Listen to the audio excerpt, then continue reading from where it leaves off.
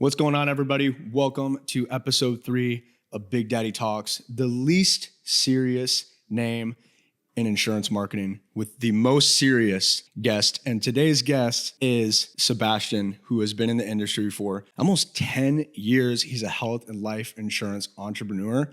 So happy to have him here. Sebastian, thanks for having me. Thank you, man. Thank you for Thanks hopping for having on. me, boys. Welcome. How did you get into the field? Take it back. I was in college, right? I was going to school for business at UCF. And, I was in my senior year. Did the thing that most people do in their junior, senior year. You're like, oh my God, bro, like school's about to be done. What am I going to do? How am I going to go hit the real world and actually make some money? So I was kind of just going to school and kind of poking around, looking around at opportunities. I've always had a big network. I've always been super open. Therefore, I've known a lot of people who've, I'm a big sharer. People typically share a lot with me. So some of my friends that were a little bit older, I came from like nightlife. I was like bartending at like 19, 20. So a lot of my friends, you too? Yeah. I love it. So a lot of my friends were a little bit older than me, right? Because I was 19, 20 behind the bar bartending. They're all 25, 26, 27. So I was like, I'm going to go away to school. And then, I'm going to, obviously all my friends will, they'll continue working and figuring stuff out. And when I'm done with school, then I'll kind of lean on my older friends to see if they made it or not. So one of my boys, his name was AJ. He stumbled into the health insurance side of things, and he started working for a captive agency that initially was, the company that I chose because, like everyone else, I saw him, he was getting cars and flashing his checks and doing the thing that everyone does. So I was like, no need to look any further. AJ figured it all out. Let's go. Yeah. So I jumped into the industry and, again, captive health, under 65, kind of learned the ropes there. He taught me. And, at the time he was making 20, 30, 40 grand a month, which was more money than I ever would have been able to fathom, right? I was like, if I could just make, back then, this was 2017. I was like, if I could just make 60 grand, like my whole life will be set. That'll be enough money to do whatever I want. A month. Yeah. So yeah, I ended up stumbling into that opportunity and kind of learning the ropes, learning how to prospect, learning how to close, run a calendar, the whole spiel, right? Script training. That was 2016, you said? 2017. Oh, 2017. 2017. Got it. Okay. And were you in Florida at that time? I was, yeah. So I was living in Orlando, but I grew up in like Fort Lauderdale, Miami, spent my whole life there. Went away to college. Then after college, I was like, I'm going to probably go back to where, I know everyone. That's going to be my best chance to actually do something. So I just went right back. And then I knew right off the bat, like once he started, he got like an X6 and he was flashing like, I made 18,000 this week. I'm like, I'm doing that. Yeah. Forget everything else. I'll figure it out. So how did you get into it because was social media big at that time? Like, did you get into it without not really, social man. media or just, I feel like social media so was not big at that time. Right. I had a good line of communication to him and I saw bits and pieces of his lifestyle on social media, but I had his phone number. He was like my big brother. So I was just like, hey bro, don't know what I'm doing. About to graduate. Is your company hiring? And he was like, yeah, we're always hiring. Like we're like an MLM. You know how it is. Like yeah. Well, you wanted to recruit you. Yeah. How was your first year doing that? My first year, I think I made gross like 90K, which really good. Yeah, and I was spending some money on leads, obviously. So I probably walked away with like 50, 60K. Your dream goal. Yeah. If you really think about it, yeah, man. And then I did the typical thing, dude. Like I, walked in, I had like, I feel like every producer, everyone in the industry has like their story. Like my back was against the wall and I was under so much pressure and I had this much amount of money in my bank account. I literally remember like cold calling every day on a single line dialer. And I remember $23 in my bank account. I was down to like my last $23. My mom was calling me like the same day. Like this day felt like a week. I remember it so crystal clear. I had $23 in my bank account. I had just like got cleared to close. So now I can actually take my deals from A to Z without running them to somebody else. And like, my fate was in their hands. So I closed like a $1,500 deal at like 11 o'clock at night, Wow. And then I was like, oh my God, this is it. I'm doing it. Like I called my mom. I'm like, you don't have to send me money for sandwiches anymore. Like she's like, are you sure this is going to work? Like I was literally, she's worried about you. Yeah, of course. It's scarce, dude. Like most people don't want to tell you, but like when you get into any 1099 opportunity, it's eat what you kill. Yep. And you're going to be, having to be a hardcore prospector and dialing penny leads and trying to gain interest, right? And then One of my guys that I love in the industry, he's like a big FFL leader or whatever. I think his company exited, got bought up by like Integrity or whatever. You guys know John Wetmore? That sounds super familiar. Didn't He wrote a book, right? He wrote a book, and like it's actually a really good book. If anyone's a producer and they're just like a new level producer, even like a new level team leader, his book is worth reading. Just go on Amazon, look up like John Wetmore. I think it's called Do More Now, Get Better Later. I butchered that, but it's somewhere around the lines of that. And he talks about that moment that every producer has where you close your first deal and you can go blow it and do stupid stuff with it, go to the bar or do just something silly with the money, or you can buy leads, right? And get higher quality prospects and actually start to really, build up your pipeline, if you will, with quality leads, right? So I took that first 1,500 and I reinvested all of it, closed like 3, 4, 5 more deals. Wow. And now I was like, all right, like, I turned 15 to 4 or 5 G's. And I'm like, all right, now it's on. Got you know what I mean? right. I've got 6K, like couldn't even imagine what it was the first time I ever had 6K. And I'm like, now I can spend 1,500 a week on leads. Now, you know what I mean? I could pay my rent. At the time I was like, it's 2017 and I had like a 1999 Nissan. I'm sorry, not Nissan. I had the Nissan Maxima first. Then I got a Accord, right? So it was 2017. I had a 1999 Honda Accord with 300,000 miles. No air conditioner, no radio. Oh yeah. And when I would pull into because it was like an MLM, right? So like when I would pull in, like my uplines and stuff had like Mercedes G-Wagons and Phantoms, and I would like drive into the parking garage like trying to get real low so no one knew it was me, And then second month of like really making some money, I'm like, I got to get a better car. So I go and I buy like a 2015 Mercedes C300 Benz, and like it's a good start. Right, like, bro, that car during that time, like, I've bought multiple cars since then. I bought my mom a car since then, but that car for me was like, no other car ever felt as good as that first one. Exactly. You know what I mean? Yeah. You earned it. You worked for it. For sure. And that's so funny that you say that. I don't mean to cut you off. I was going to say he has an AMG now. So. Yeah.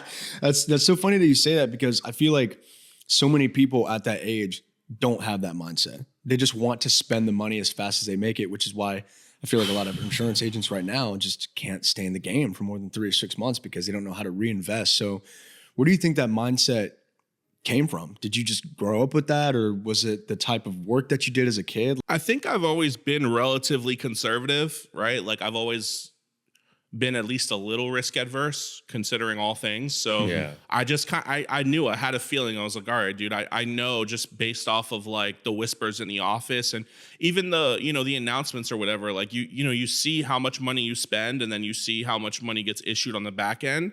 So, you have those conversations with the top guys, like how much are you spending on leads? Like, what's your schedule look like? What do you do? Right? Like, you're malleable. Yeah. So like, you sponge it up, right? Like in that first 90 days, it's important to be in office too, right? If you're in office and you have that proximity, or if you have if you're remote and you at least have a good leader that you trust that gives you, that you need a sponge, right? You need to sponge up all of the guys who are having success and like just repeat what they're doing. It's a copy game, right? There's millions of people every day that need insurance. You only got to get a few of them to make money. Exactly. Exactly. How long were you like in the trenches, like going to the office 9 a.m. to, like you said, 11 p.m. you were closing deals? Yeah. How long until you were able to like step away from that grind and really detach and still make consistent income? So first 90 days was trenches, right? Like just pounding cold call dials. I was doing still have screenshots in my phone, like 600, 700, 800 dials a day on a penny lead single line dialer, like no tech. I had like a dialer at that point. It was a single line dialer. I was spending I think it was $100 or $110 a month. And that was like my, whatever you would call it, like your satellite office, your division office, like they have like those penny lead dialers that everyone can just kind of plug into and pound all day. We had one of those. It was $100. So my first 90 days, that was all I had in spend. I had 100, and I would just pound that dialer all day and post Facebook stuff like, hey guys, like doing free consultations, like health insurance, hit me up if you want to see if I can help save you money, right? Mm-hmm. So it was that type of deal. And then everything really changed once I got some money to reinvest, right? Mm-hmm. That's so you could really take your foot off the gas once you have some solid prospects who want to talk to you, because That's like the key, right? Like we're only as good as who we talk to. Right. If we're always talking, and leads are the lifeblood of the industry. So if we're only talking to people who don't want to talk to us, and Ethan had the one thing or whatever where you pick up and the guy's like, go F off, or like, why are you calling, right? Like, you're like, oh man, like It's your average lead. once you don't have to do those anymore, and you can buy some data leads, or you can buy some calls, or whatever it is that you're opting in for, you can buy and like get a self-gen system working for you. Once people have a certain level of interest, which is, it only needs to be a little interest, that conversation is a completely different conversation. So much smoother. So much smoother. I do think those botched leads do serve a purpose though.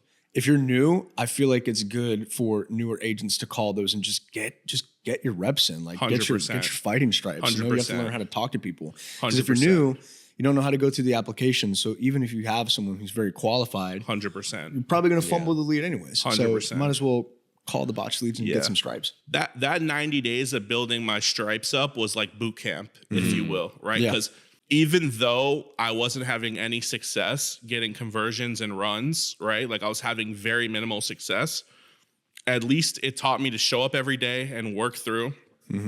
Once I could get some quality leads, I actually like appreciated them because I've talked to all the bad ones. So you know what I mean? Right, like the appreciation for interested leads with the work ethic that I had built on it was a recipe for scaling for me finally, right? And really being able to push hard on the gas and make some serious money, because I was like, dude, if I'm talking to people that don't want to talk to me all day, and now I figured out a way to talk to people who do, I'm going to close everything. Exactly. You know what I mean?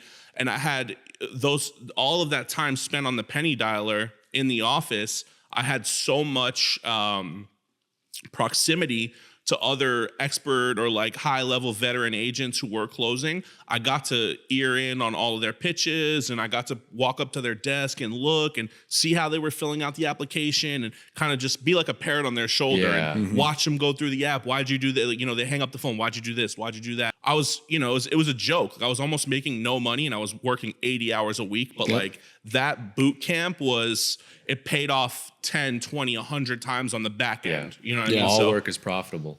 100%. All work is profitable work. You know what I mean? Yeah. You're just kind of chipping away at it, and one day, everything kind of just comes into synchronicity where, all right, dude, I got the work ethic. I'm showing up every day. I've seen the pitches A to Z. I know how the applications work. I know what our product is. I know what our client sounds like. Now I'm finally getting interested people that just want to talk to me. It's over. Yeah. It's like a little perfect storm. I love what you said there about saying you started with the bad leads and it made you appreciate the good leads.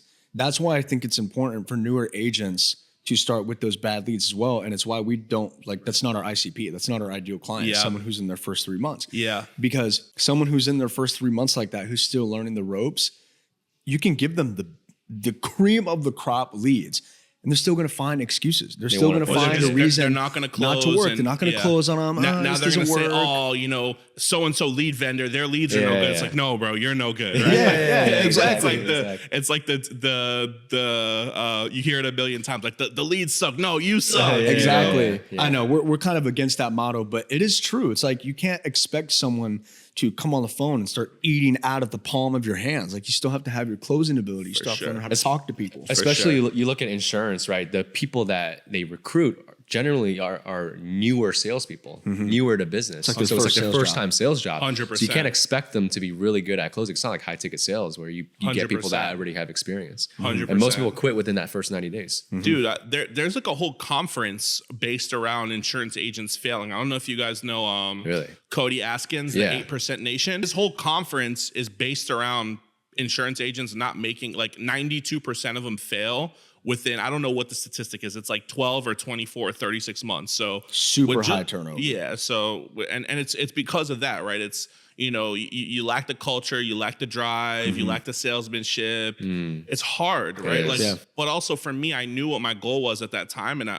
I knew that if so-and-so like higher up and if you're a new agent or whatever, you can just, my guy, his name was AJ at the time, but like, I knew if AJ could do it eventually, if I just kept showing up, I could do it too. You know what I mean? So for anyone in there, insert AJ with leader X. Like if your leader is making money, you can copy him and get as good as him if you have enough proximity, if you have enough training, if you have enough hours of just sponging up. That's really what it is. Sponge up. Exactly. How old were you in 2017? How old? Yeah. 25.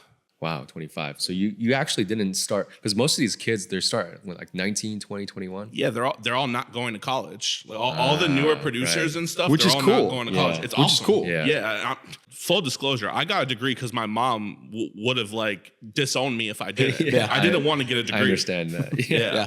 I also got one super late because I was trying to figure out the entrepreneurial route for myself. I always had an entrepreneurial spirit, and I've always been a sales guy and just like a relationship builder and, dot connector. I've always kind of just figured everything out on my own. So I was like, I don't need school. And it just got to a point where I was like, fuck, man, I got to just get this thing out of the way. Right. Yeah. So you've always kind of had that entrepreneurial spirit. Yes. And I feel like it's very rare. A lot of people nowadays think that they can do it. They say, I want to be my own boss.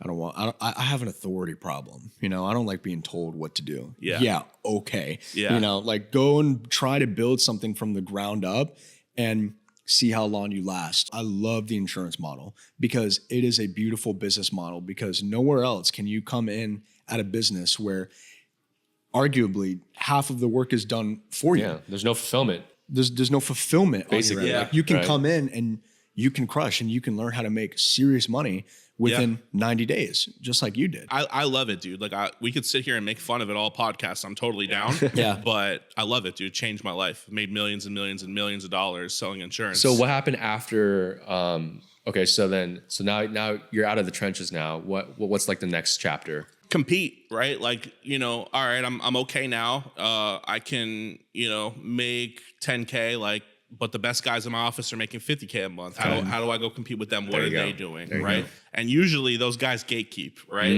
Like they want to be the only one. They're exclusive, Right.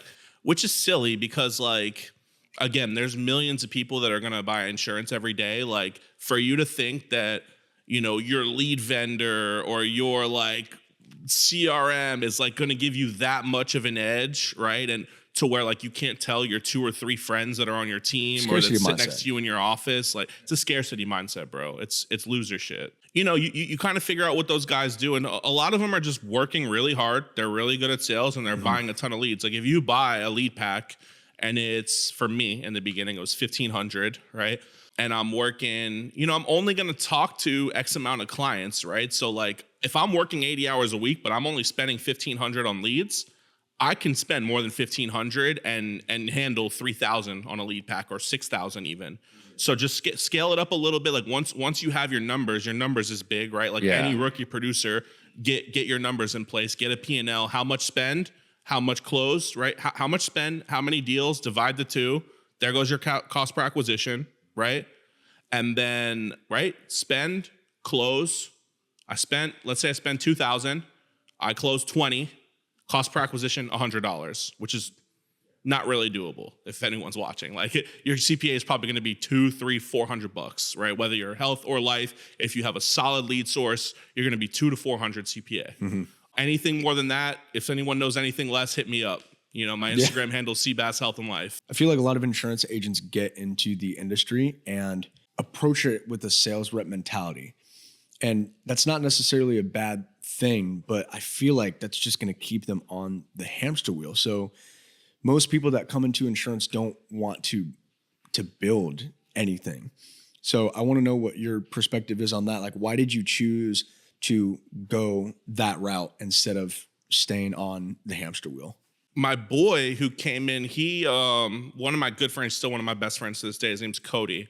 He sat next to me and he was spending more than me and he was having more success. Whenever it came time to do the weekly shout outs or whatever, he was always ahead of me. And by double. And I was spending $1,500 a week on leads. So I went to him and asked him, I'm like, bro, how are you closing double? He's like, I'm spending $3,000 a week on leads. And I was like, there it is.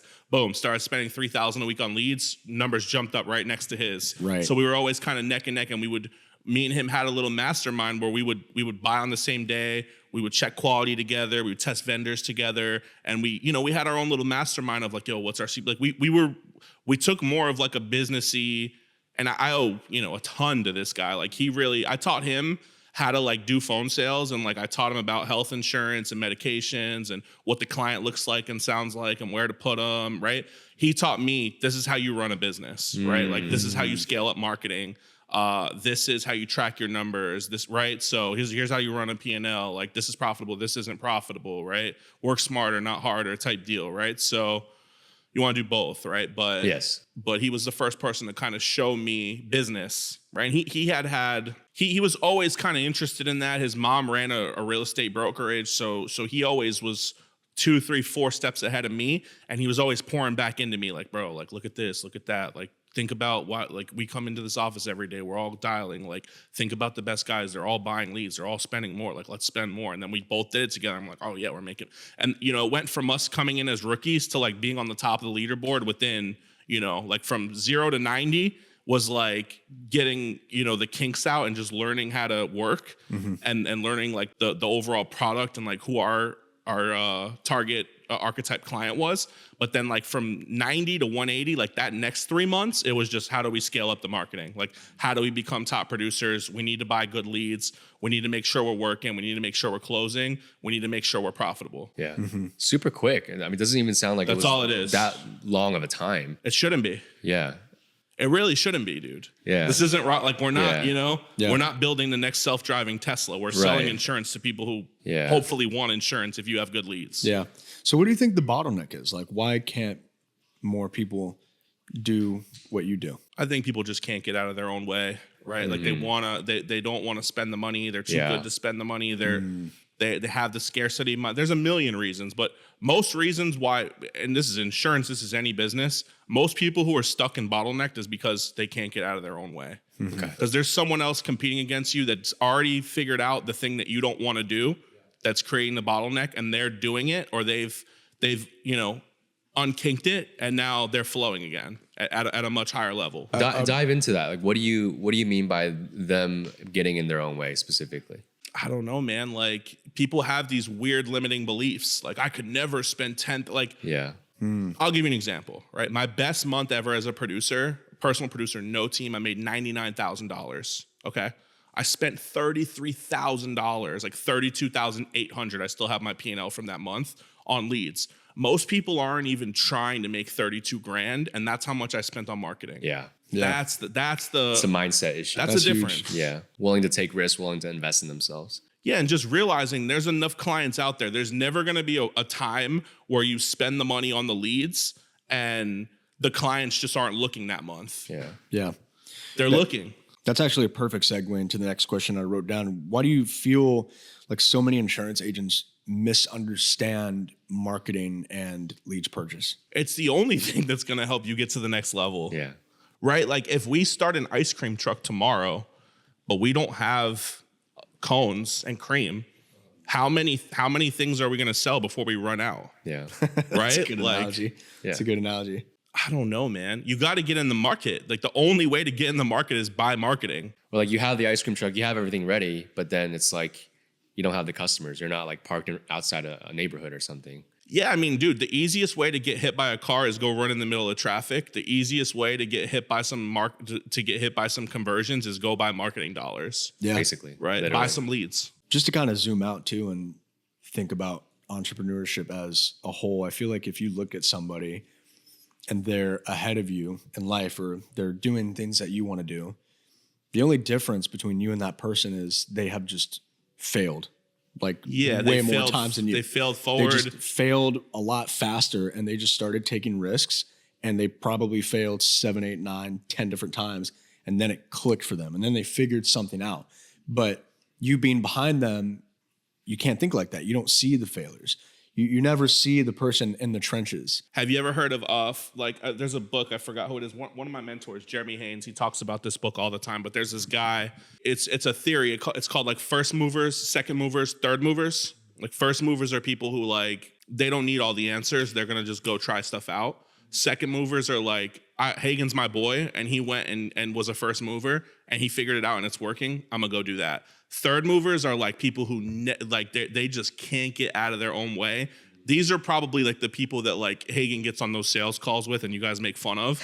With like they just can't get out of their ones we own way. post. Like they're just like there's just something blocking them. They have some level of scarcity mindset. They have some level of like ego, or like they're just defying the laws of the market. You know what I mean? And they just can't get out of their way. But the third movers are people who almost never move. You know what I mean? Like the whole market's moved and they're still sitting there like, I don't know. Everything's a scam. It's just too good to be true. It reaches. I feel like they just want my money. Yeah. You know, like It reaches a point where you can no longer change that person's mind. There's nothing you can do or say to that person for them to move. Some people they stay stuck. Some people fall off the horse one time and they stay down. Like they'll never get back up again. yeah. That's okay. Some people though. fail a few times and then they stay down and they never get back Yeah. up again. 'Cause somebody's got to flip the burgers, You can't be an entrepreneur and divert risk, right? Like the more risk you take on, typically the more failure you're going to have, which means, what is it? It's like it's so corny. You got to say something like this on a podcast. I feel like it's like, failure is not the opposite of success. It's part of success. Yeah. Right. So like, after you try out a batch of leads, like it's going to work or it's not going to work. Right. After you go and experiment with whatever venture it is, like you're going to collect that data and it's going to be on the success journey, right? It's a journey. It's never, there's no destination, right? Like, Hermosi, he called his podcast is called The Game, right? It's a never ending game. It never stops. Yeah, that's true. The finish line's always moving.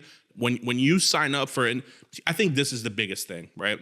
Like if there's one little like sentence to wrap up like whatever we're going to talk about in this podcast, most people who are insurance agents, they still are holding on to some level, some percentage of I'm working a job. They're not defining themselves as a risk-taking entrepreneur, right?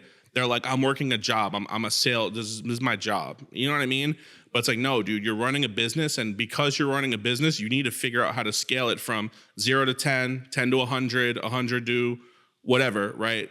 A million to 100 million, like however far you want to go, right? Billion, what dare I say, a billion, right? Like wherever you want to go. But Right.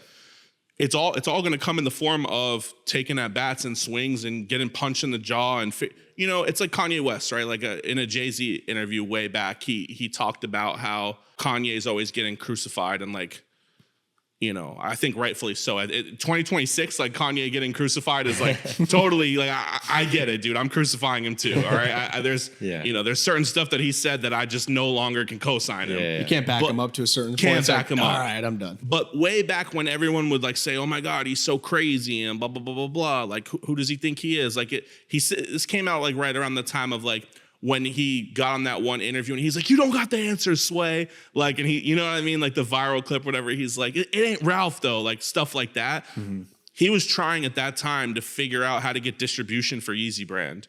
And everybody was turning him down because he was an independent entrepreneur, right? He wasn't backed by, a non-independent, bigger, like it's the parent company of Louis Vuitton, Moet or whatever, LV, whatever it is, right? So like he was an independent guy and he was trying to figure it out, fail forward, and he was angry about it and he was very vocal about his failures, right? Because he wanted to get to the next level. He wanted to be at that time. He declared like, I want to be a billionaire, right? So there was a lot of stuff during that time that he was failing forward and like trying to figure out that he did, get the distribution for Yeezy and Gap. And like he was able to do what he wanted to do. But until then, he was kind of pushing up against it and he was getting crucified. There was Jay-Z said it. I said all that to say this. Jay-Z said, Yeezy was a first mover. He was the first guy over the hill and he got a bunch of arrows in his back. And then he came back and was like, there's a lot of them over there. Right. So I think those are the types of guys who move the industries, right? The first people to test out a lead source, the first people to build a new marketing platform, the first people to build a new CRM that answers the industry's problem, right? Mm-hmm. And the second movers, you said, are the people that follow the first movers. Correct. You have close proximity to a first mover. So those two are usually good, okay, right? The first movers are always going to benefit the most. Why? They're taking all the risk. They're taking all the risk. And what do they have once they figure it out? They've got leverage. They've got control. Right? It's so funny that you mentioned failure too. And I hope you don't mind, like if you want to get personal, like sure. What are some failures that you have had in your life, whether insurance related or not? And what motivated you to just kind of get back up on the horse and continue? Just getting out of my way again, you know, just realizing like that once you sign up for entrepreneurship, the stuff that you're going to go through, everyone who's further along than you has done it too, most likely. Right. Sometimes you get skipped by a couple unique failures here and there. But like, I'll give a perfect example. Like anyone who's went out and tried to build a life insurance distribution has been rolled debt to their eyeballs. Yeah. Right. That's true. Some of them keep building teams. They keep innovating. They keep recruiting more. Like they're like, oh man, I got rolled $1 million in debt. Well, I better find a team that's doing 10 million a month. You know what I mean? Exactly. And then there's the other guy that's like, nope, stops for me here. I'm leveled. That's it. Right. So it's just, do you still want to play in the game or not? Right. Like what loss is big enough to level your whole life? Right. Like, are you really, you know? Can I ask what was like the time for you past what we already talked about, right? In your experience in the industry, that for you was like rock bottom. It was like the worst moment. It was like the worst failure. And how did you bounce back from that? I would say I don't think I've had any like just complete rock bottom that has like leveled me. I've had some big ones here and there, maybe 3 or 4 or 5 of them. Okay. But I've always trusted in myself to calm down, take a step back, reassess my next play. You know, see what's on the board, see what moves there are, talk to my people that I do business with, that I'm close with, and then run it back, right? Because it's just like none of it's really big enough to trump me, dude. I haven't made enough money yet. You know what I mean? Like, and even then, it's like there's no pressure in this, dude. Like it's all easy. There's no pressure. It's a lot easier than we make it seem. You know what I mean? Like I know, you know. You talk to someone, they're stuck at $30K a month, they're stuck at $50K a month, they're stuck at $100K a month, they're stuck at $1 million a month. In their mind, they're undergoing so much pressure because it's such a me-centric thing. Yeah. But you got to just think about like how many opportunities there are in America and how many people have been stumped by way bigger problems to where it's like even Hermosi, like the first couple pages of his first book, $100 million offers, he's talking about how his credit card processor locked up whatever. I think it was like 150 grand. That's all he had to his name. He had to pay out 100,000, 120,000 in payroll. In payroll, he paid it out. Wow. And then he's like sitting there like telling his girl like on Christmas, leave me, like I'm done. Yeah. You know what I mean? Look at Hermosi now. I saw that story. Yeah. You know what I mean? What'd she say? She said I would sleep under a bridge. A bridge with you. Yeah. So super profound, but I've been there a few times. I won't talk about it, but I've been there a few times where I'm looking at everyone like I'm done. Leave me. Like, I'm not going to recover from this. Wow. It's over. And then I take a step back. I call some of my boys. You know, I rethink the situation. I'm like, bro, I'm only on track for $1 million this year. Like, I'm a loser if I quit now. I'll never be nobody. You know what I mean? So it's just like, you got to just get back and, you know, got to take bigger swings. You got to get fired up again. You got to get enthusiastic about something. You got to go meet new people. You got to find out about new ventures, right? New products, like whatever it is. But like, you know, failures and being unenthusiastic are like, business is cyclical, right? Yes. Yeah. Like every single piece of my career went like this. It started off where I was at 0, and then I went up, and then I figured out something, and I'm like, these are new heights for me. I feel so great. And then it tapered off, and then something goes back down, and I'm like, oh, like, here you're always feeling the pressure. It's always sad. It's always why me. It's always no one understands what I'm going through. And then, you know, you keep showing up, and you keep fighting through it, and you keep pushing through, and you realize, you know, failure is not part of success. It's not the opposite of success. It is success. Then your next bright idea comes, and you're like, oh no, I'm excited again. Here goes, boom. Now we're hitting heights that I've never hit before. Yeah. And then something else happens, and you level back. You know, so you're gonna have those valleys and peaks. It's important to take a step back and look at the holistic picture when you're going through those. Yeah. It's part of the game. It's part of the game, and all this shit's cyclical, bro. Yeah. It's part of the game, and it keeps you humble.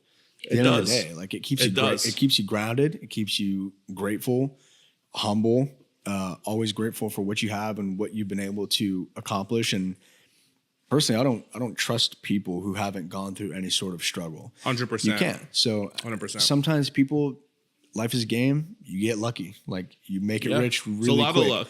Without a lot of work being put into something. And it's all ego. It's all ego because you didn't have to struggle for it. You didn't have to like claw your way out of a tomb to get to that position and you just don't appreciate it. 100%. So at the end of the day, you know, if we go through struggle in our business or we have a slow week or a slow couple weeks, there's a fire that we have to put out every single day. At the end of the day, I'm always grateful for it. Yeah, because dude, and it could be the character development is just like next level. It shapes you.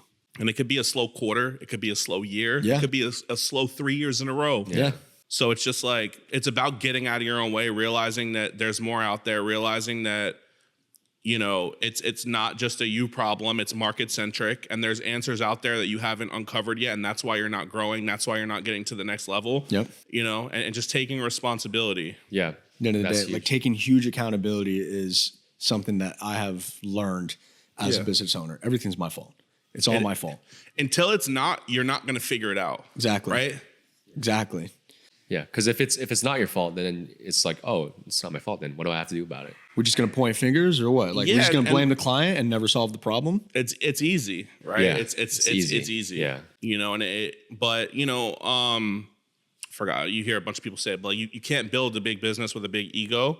And again, dude, like a lot of it is just, I don't want to be right. I just want to make money. Yeah. You know, if we're running a business and we're running in the same model and your business is bigger than mine, when I talk to you, I better come with my ego in check. Yeah. Because you're further along than me. Exactly. You know what I Right. mean? You clearly know a lot of stuff that I don't know. Yeah. So again, I don't want to be right. I just want to make money. If I really just want to make money, I'm going to humble myself Exactly. in the presence of an entrepreneur that has a bigger business than me, better business than me, you know, more developed business. They're making more money. They have made more money. There's something to learn from me. 100%. And you've invested a lot in yourself, right? Yeah. Because I remember last time we were talking at the cigar lounge, you like Jeremy Haynes, for example, you said he's one of your mentors, right? What else, what other kind of masterminds or coaches have you had? A lot, man. One of your guy, my first ever. So I've had a few, right? Shout out to my boy Arturo Johnson. Yeah. He's in the league Arturo. game. Nice. I don't know what he's up to now, but I've learned a lot from Arturo. Good friend of mine. My boy Johnny Needafan. He runs.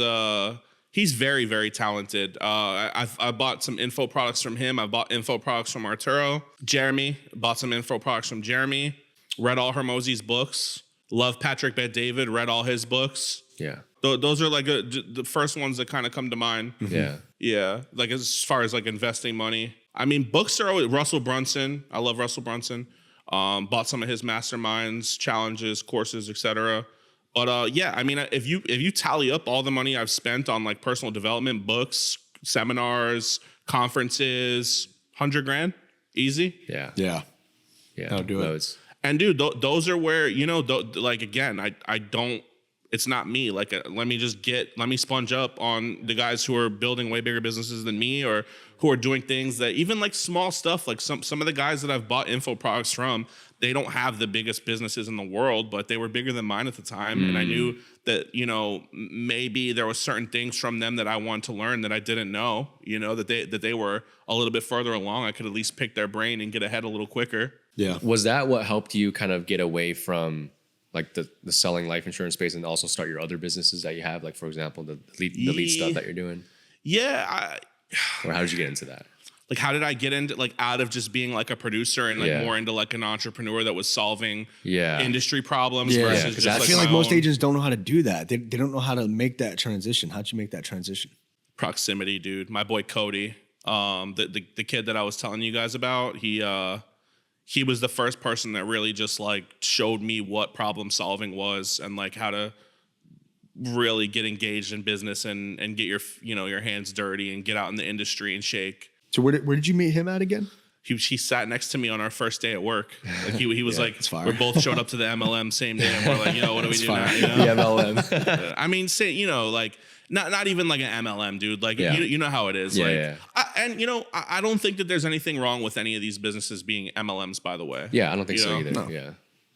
It's I how think they so. work. Recruitment at its core insurance at its it's core is a effective, recruitment-based man. business model. It's effective. Yeah. Is anyone going to sit there and tell Patrick Bet-David, who sold his business for $300 million, that like he's wrong for doing an MLM? I mean, there's some people that are going to tell him that, but I don't want to be friends with them. Yeah, exactly. You know? Exactly. I want to be friends with him. I want to learn how he did it. You know, Right. like Right. what mindset were you in? Like what made it work? Like, Yeah. I don't know. I'm gonna get cooked when this airs, but whatever. All good. They're gonna be in the comments. Fuck that guy. Yeah, but those are the third movers. Love me or hate me, you still gotta pay me. Would you consider yourself a first mover or a second mover? First for sure. First, First. Sometimes second, like first or second usually. Very rarely a third. Once I'm going on the $1 million a month run, I feel like I'll probably end up having a lot more. Yeah. And we're gearing up for that now. But I mean, I'm not under that much stress, dude. I think that if you are, you need to, again, just realize like, dude, this isn't the Pentagon. You're not Elon Musk. Like you're making a couple, $20,000 a month, $50,000 a month, $100,000 a month. Like you're nobody, dude, respectfully. Yeah, like that's facts. Like, like I'm nobody. Like I'm not even scratching the surface of what I'm gonna do, what I'm setting out to do. Like you got to be able to kind of look at yourself and just be like, and humanize yourself and just be like, bro, like you're just in the journey. Yeah. And again, not Elon Musk, not Hermosi, not Pentagon, selling insurance to people who want insurance, or like we're solving problems for our little niche. Like we're building dialer systems, where we're figuring out how to place distribution, right? We're figuring out how to get people that are in one opportunity to potentially look at another. Like none of this is worth being pressured over, stressed over, Yeah. Some of these agents think they're Elon Musk, though. They make their first 10K a month. That's your problem, dude. You're not Elon Musk, man. Get in bigger rooms, dude. Stop, get out of your own way. Yeah. Like humble you're yourself, impressive dude. To your hometown humble yourself, friends. brother. You're nobody. Yeah. Exactly. I mean, that's why we make fun of a lot of insurance agents, man. It's like we see it. Like the posts that I make are just stuff that I have seen so many times. Like the story post that I did the other day, I copied that from like an insurance agent that I know. Yeah. And like, I'm sorry, we love you insurance agents, but I'm not gonna name drop him. Like, I'm not gonna do it. Which reel was it? Oh, it was. I did like an AI post, and it was like POV that one insurance agent that you just hate. Posting on his story. So he's like in the Lambo dealership, flexing his watch. Should I cop? He's on the balcony, like on his phone. They all do the same stuff. Yeah. They're in the gym. They post a picture of steak. I think most people who do that, they're subscribing to a fake it till you make it lifestyle. 100%. And they think that because they post that, like the direct like effect is going to be people like, yo, oh my God, it's validation. Like, can I work for you? Yeah, it's validation. And I feel like in their mind, they're not just trying to impress people. I feel like a lot of it is for recruiting. Yeah. Sure, it is. Yeah, and it's effective. Let's be honest. It is. A lot of it done the correct way is very effective. The younger kids, yeah. I've seen a lot of people flex cars and designer and steak dinners and culture, watches, whatever it is, the good life, vacations, whatever it is, PJs, whatever, and it's yielded results in the recruiting aspect.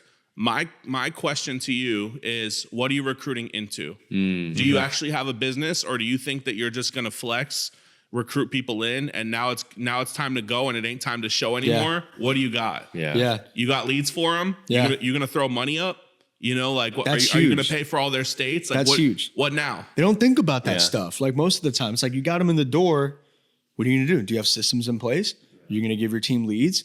Are you gonna buy their first month of leads?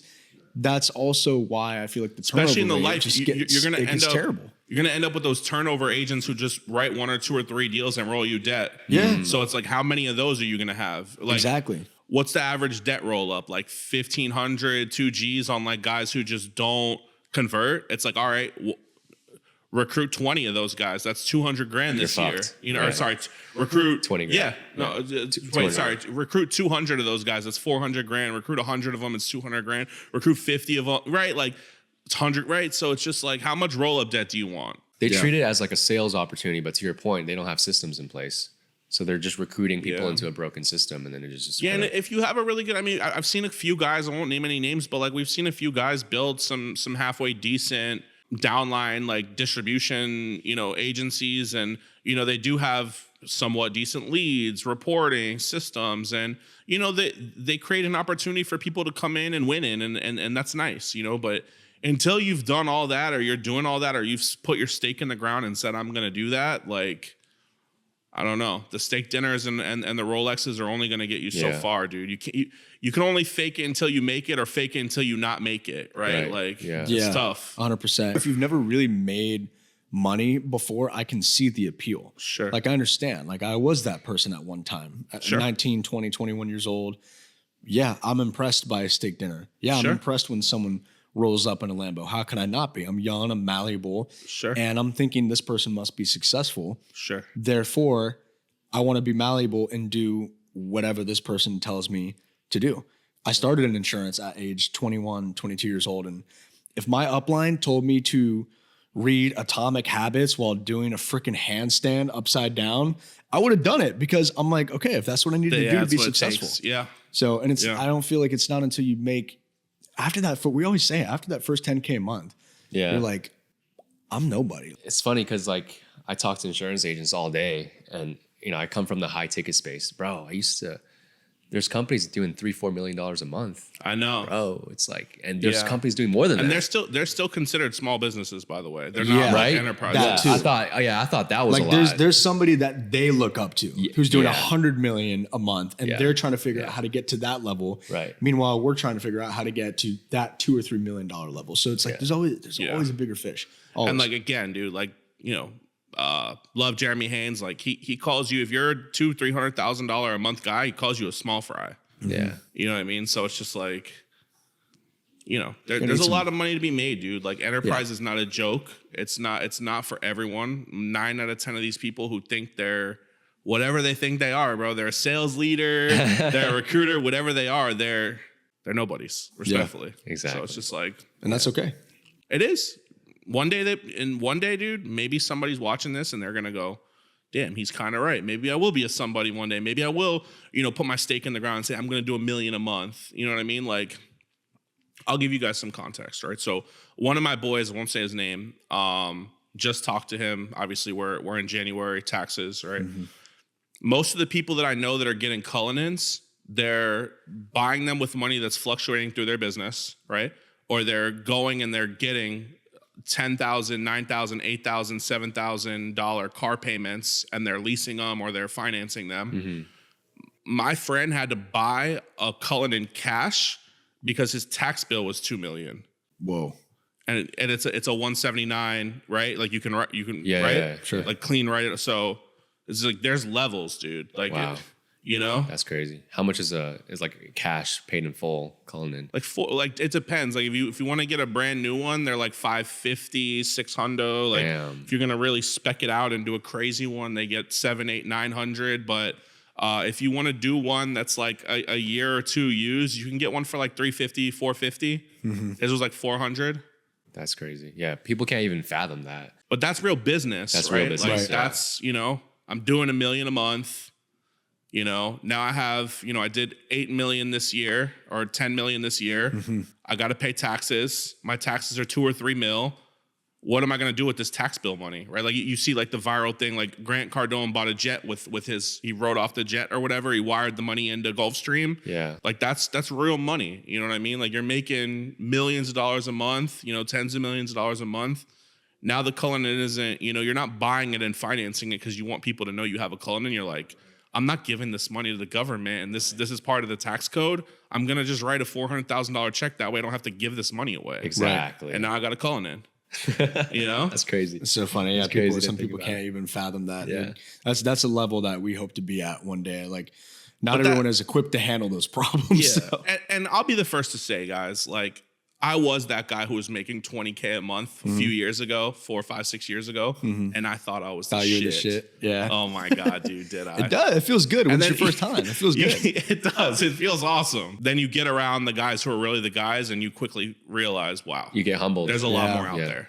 There's levels to this shit, dude. And No, it's there like, is. do you really want to be an actual player, or do you want to just pretend business? Yeah. What you just said there. Yeah. Well, dude, if you want to be a real player, you gotta play on the big court. Yeah. You can't be riding a bike with training wheels on it, dude. You gotta cut the training wheels off and go on the dirt. I think yeah. humility is really important.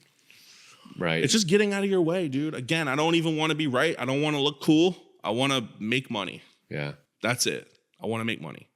And I believe in everyone to go do it. Like everyone could do it. What I've noticed too is a lot of these people who have made it in life are happy to answer questions. 100%. If you humble yourself and you walk Yeah, up to someone who's 100%. making the type of money that they are making, usually they're very happy to help. they won't charge you. Yeah. Right. That's another thing. They won't charge you $10K for No. a mastermind course. Most of the masterminds are bullshit. Yeah. For sure. Yeah. I've spent $100,000 on the coaching and all. I've wasted a shit ton of money too. A lot of it you don't get the value. Yeah. Yep. Yeah. That's something worth being a second mover on, by the way. The coaching and that stuff is always worth being a second mover. Because you can ask if they got, hey, is it worth it? You get Yeah, value just out of it. kind of taking a look on the inside. Yeah. Yeah. I was definitely a first Especially if mover. they're priced like that. Like a 10K mastermind you better make sure that, because I bought 10K masterminds and got nothing. Yeah. Or very, very rudimentary shit. No, nothing. Oh, nothing? Straight up nothing? Straight nothing. Okay. That's funny. I think we're getting close to wrapping up. So I have one more question for you. This is straight to anybody watching, anyone who's in like the early stages of their business of insurance. If you got wiped clean, just reset back to zero, what's the first step that you're taking? Pony up, man. Get back on the phones. Start selling some stuff. Hit up Big Daddy Leads. If you really want to dial it in, like it's a toss up. Like I have 3 businesses. One of my businesses is an insurance agency. And like if I really started buying lead packs and started selling again, I could rip 50 to 100,000 in 1 month on, 3 to 5x ROAS. And that would yield me on the low end 40,000, on the high end maybe 80, 90, 100,000. And you figure you're gonna work 40 hours a week. That'd be like a $500 an hour yield after everything.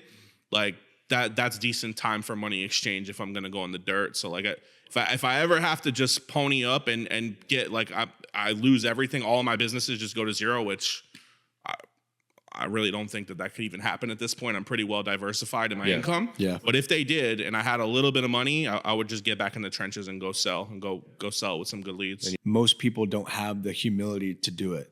They're like, I'm not going to do I'd that be again. miserable. I'm not going to mind you. die. I'd be super miserable. I'm too if good I had for that. to I'm do not gonna that. do that. Yeah, it'd be embarrassing for sure. Of course. But I would do it, and I would get through it, and I would get back get back in gear and go figure something else out. It comes back to sales, man. Sales is the thing. It's something that like for me, I don't think that I'm too good to do it, but I think that the problems that I'm working on are bigger than just me. And if you're a personal producer, you're only focusing on just you. You know what I mean? Like I want to crack something that's going to move an entire market, not just me. Thank you so much for hopping on Thanks the for having podcast. I me. know that we've been trying to do it for Yeah, a while. couple months now. Yeah. Yeah, we're gonna have to return the favor. Get yours. I would love to set that up. Where can people find information about you? Follow me on Instagram, Seabass_health and life, SEABASS_health and life.